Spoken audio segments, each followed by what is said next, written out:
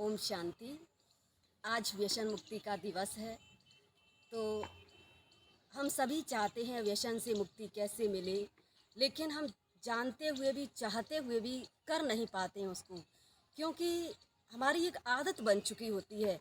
जैसे हम देखते हैं कि एक छोटा बच्चा होता है 5 साल का और उसको अंगूठा चूसने की आदत होती है। छोटे से बच्चे को अगर उसको बार बार हटाया जाता है तो बार बार वो फिर मुंह में डालता है, क्योंकि उसको एक आदत बन चुकी है। इसी तरह से एक शराबी व्यक्ति को सिगरेट का नशा होता है और गुटखा खाने का नशा होता है। तो भिन्न भिन्न प्रकार के जो नशे हैं वो व्यक्ति को अपने गिरफ्त में कर लेते हैं, नशे जो हैं। और फिर हम क्या करते हैं, नशा के साथ साथ पहले हम नशा को करते हैं, फिर नशा मुझे करने लगता है। जैसे आपने देखा होगा कि जब भी किसी व्यक्ति को करंट लगता है लाइट से, तो जब वो पकड़ लेती है लाइट उस व्यक्ति को, तो वो तब तक नहीं छोड़ती है जब तक कि उसके अंदर वो ब्लड रहता है। और जैसे ही ब्लड ख़त्म होता है तो वो लाइट जो है वो तुरंत व्यक्ति को छोड़ देती है, वो गिर जाता है।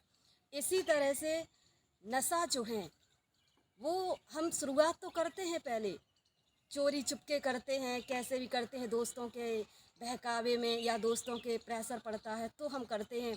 अरे कुछ नहीं है, थोड़ा सा है, कर लेते हैं, कोई देखता नहीं है, ऐसे पहले हम करते हैं। फिर धीरे धीरे वो नशा हमें क्या करता है, खुद खाने लगता है। और वो तब तक हमें चूसता रहता है जब तक कि हमारा चरित्र, हमारा धन, हमारे रिश्ते, हमारा परिवार, यहाँ तक कि हमारा स्वास्थ्य पूरी तरह से जब तक खराब नहीं हो जाता है तब तक वो नशा हमें छोड़ता नहीं है।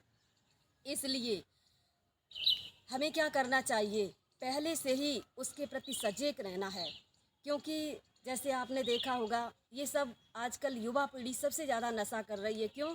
क्योंकि फिल्में हम देखते हैं और फिल्मों में बताया जाता है कि दिखाया गया है कि आपके प्रेम में जैसे आपको धोखा मिला, दोस्ती में धोखा मिला, तो आप नशा कर लो, शराब P low, cigarette P low, तो उससे क्या है, थोड़ी देर के लिए आप गम भूल जाएंगे।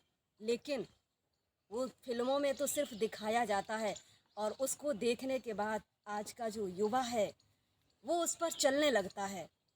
वो सोचता है, अरे उसमें दिखाया गया था, मेरे सामने ये सिचुएशन आई, चलो हम थोड़ा शराब पी लेते हैं, कुछ पल के लिए अपने गम को भुला देते हैं।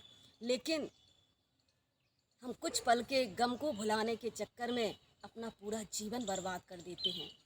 और आपने देखा होगा, हम भी कई जगह हॉस्पिटल्स में जाते हैं और ऐसे जो केसेस होते हैं, जो मरीज़ होते हैं, उनसे मिलने जाते हैं, तो बस वो यही कहते हैं कि एक बार हमें ये ज़िंदगी दोबारा मिल जाए, सिर्फ एक चांस मिल जाए, तो हम कभी जीवन में नशा नहीं करेंगे, शराब नहीं पिएंगे, सिगरेट नहीं पिएंगे, गुटखा नहीं खाएंगे और दूसरों से भी छुड़वाएंगे। क्योंकि उसका दर्द जो होता है वो इसी तरह से होता है, जैसे आपने कभी आपकी आँख में कुछ गिर जाता है तो आँख में कितना दर्द होता है, बार बार आँख खुलती है, बंद होती है। जिस तरह से सुई को चुभोने से दर्द होता है आँख में, ठीक उसी तरह से इस नशे को करने के बाद हमारे अंदर जो घाव हो जाते हैं उनमें दर्द होता है, उनमें तड़प होती है। तब व्यक्ति छोड़ना चाहता है, लेकिन तब तक क्या होता है, जब तक उसका समय आता है छोड़ने का, तब तक वो पूरा नशा जो है वो उस शरीर को चूस लेता है, बर्बाद कर देता है। इसलिए जैसे कि एक छोटा सा उदाहरण हम आपको देंगे कि हम एक गांव में सेवा करने गए और उसमें व्यसन मुक्ति पर समझा रहे थे। तो मैंने एक व्यक्ति से पूछा कि आप नशा क्यों करते हैं? तो उसने कहा कि बहन जी, नशा करने से कोई बुराई थोड़ी है। तो हमने कहा भलाई क्या है इसमें, वो बताओ आप। तो कह रहा है कि शराब को पीने से तो पेट में जो कीड़े होते हैं वो ख़त्म हो जाते हैं। तो मतलब ऐसी मेंटलिटी बना रखी है लोगों ने कि अपने फ़ायदे के लिए जो भी होगा तो वो करते रहेंगे, लेकिन उनको ये पता नहीं होता है कि नशों को करने से हमारा परिवार, समाज और बच्चे, पत्नी सब परेशान होते हैं। तो ऐसे ही कहते हैं कि नशा जो है वो इतना ज़्यादा परेशान व्यक्ति को करता है, फिर भी वो छोड़ नहीं पाता है। और छोड़ने का अगर स्थान है, अगर आप छोड़ना चाहते हैं तो एकमात्र स्थान है, एक दृढ़ संकल्प करें, परमात्मा की शरण में जाएं, उनसे जुड़ें, और जुड़ने के बाद फिर उनसे जो ताकत मिलेगी, शक्ति मिलेगी, उसके माध्यम से, उसके बल पर हम उससे मुक्ति पा सकते हैं। तो हमारी आप सभी भाई बहनों से यही गुजारिश है कि आप कृपया इससे दूर रहें और अपने जीवन को सुरक्षित रखें, अपने परिवार को सुरक्षित रखें, समाज को सुरक्षित रखें और एक नए राष्ट्र का निर्माण करें। इन्हीं शुभकामनाओं के साथ ओम शांति।